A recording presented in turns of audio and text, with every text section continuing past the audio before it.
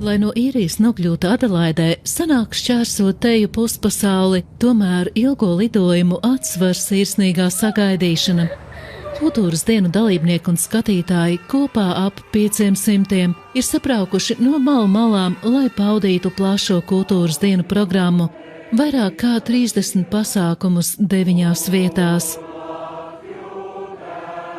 Kultūras dienas sākās 1951. gadā Sidnejā, un viņi gribēja sapulcināt visus latviešus Austrālijā kopā, lai uzdziedāt, uzdejot. Tie bija tie agrie gadi pēc kara, otrā pasaules kara, un visi tie latvieši, kas izbrauc no Latvijas, viņi taču gribēja dejot, dziedāt, teātrī spēlēt, visu, ko viņi bija darījuši Latvijā.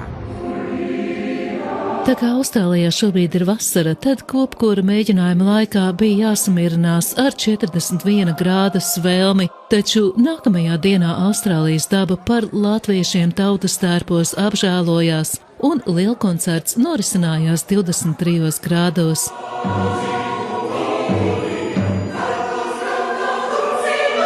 Un tā atbildības sajūta, stājoties priekšā tik varenam korim, kas ir izdzīvojis tik daudz paaudzes, bija tāda ļoti, ļoti īpaša. Un ja sākumā bija acis nodurtas un varbūt tās ļoti gribējās dzirdēt par to daudziem, kādas notas vēl ir jādzied un kas ir jāiemācās, tad pēc 2 mēģinājumiem mums gāja brīnišķīgi.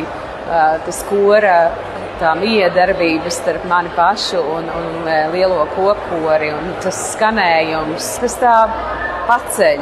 It īpaši tāpēc, ka tu esi tik tālu no mājām.